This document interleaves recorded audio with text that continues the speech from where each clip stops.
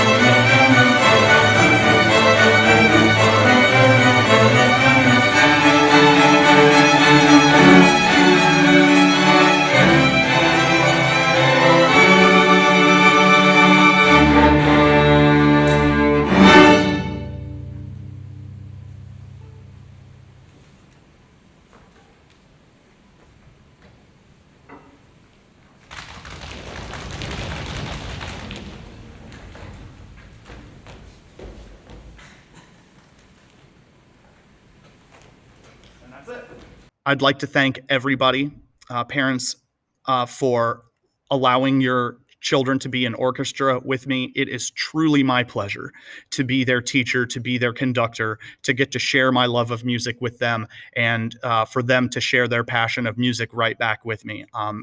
We have a really solid familial relationship amongst one another. That's what I strive for in all of my classes, is a sense of family, a sense of belonging, and then we can make great music after that. Many great things to come. Looking forward to hopefully some in-person concerts after this one. I'm programming for symphony orchestra or full orchestra for December, as well as one piece for strings. So be looking forward to that and information about future concerts. Thank you so much. Take care.